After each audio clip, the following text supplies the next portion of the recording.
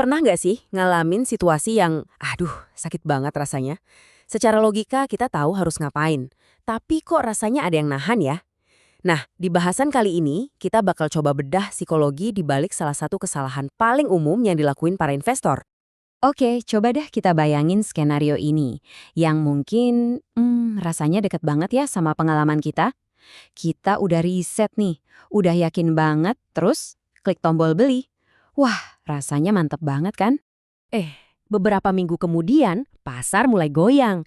Portofolio kita merah minus 20%. Pikiran pertama kita, santai aja lah, cuma koreksi bentar ini. Terus ruginya makin dalam, udah minus 40%. Nah, di sini nih rasa cemas mulai muncul. Tapi kita masih coba tahan kan? Tahan, tahan. Dan boom! Sekarang angkanya merah banget, minus 50%. Setengah dari duit kita lenyap gitu aja. Ya, paling nggak di atas kertas lah. Nah, disinilah muncul suara-suara di kepala kita. Dialog internal yang bahaya banget. Kedengerannya sih kayak, oh ini namanya sabar. Padahal sebenarnya ini jebakan psikologis. Oke, sekarang kita coba bedah ya. Apa sih masalah sebenarnya? Soalnya poin paling pentingnya tuh gini, kesalahan fatal itu seringkali bukan pas kita beli sahamnya, tapi gimana cara kita bereaksi setelah beli. Nah, ini dia inti masalahnya. Ini tuh bukan cuma soal angka di layar monitor loh, tapi lebih ke penolakan emosional kita buat nerima kenyataan. Kenyataan pahit bahwa asumsi kita di awal mungkin aja salah total. Jadi, kenapa sih kita bisa kayak gitu? Kenapa kita bertahan?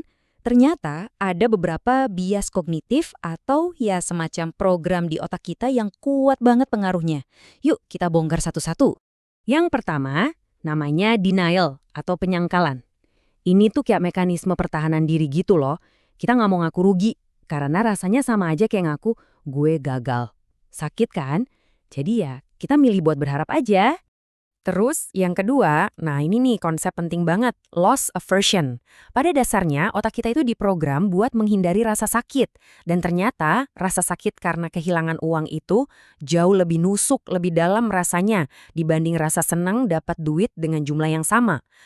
Coba deh bayangin, senangnya dapat 1 juta itu ya senang, tapi sakitnya kehilangan 1 juta, wah rasanya bisa berkali-kali lipat lebih nyesak.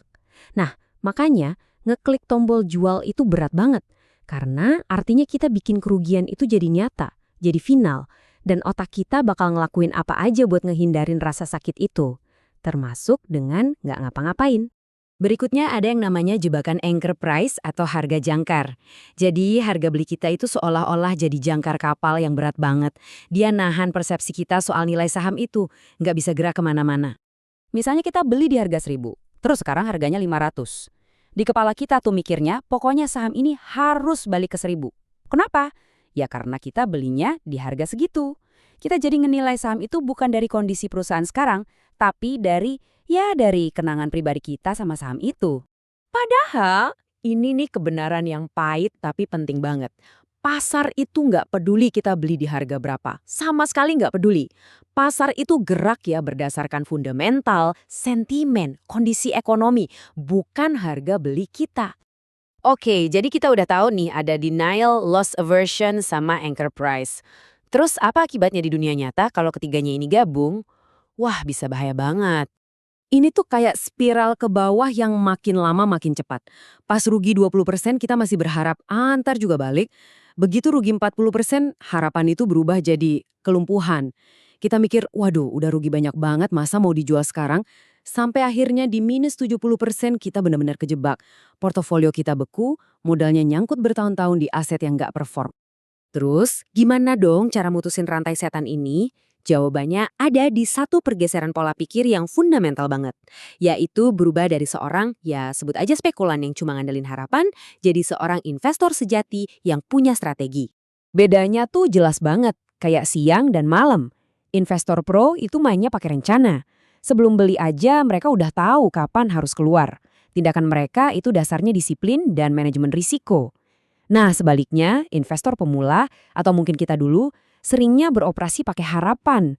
Rencana baru dicari pas udah panik, pas harga udah anjlok. Dan biasanya itu udah telat. Pada akhirnya, semua bias-bias psikologis yang kita bahas tadi Denial, loss aversion, anchor price, semuanya itu berakar pada satu hal. Satu hal yang kuat banget dan ada di dalam diri kita semua. Kesalahan terbesar di pasar saham itu seringnya bukan di analisisnya, tapi di ego kita sendiri. Ini poin pentingnya. Ngaku salah itu berat kan? Ego kita tuh nggak suka kalah.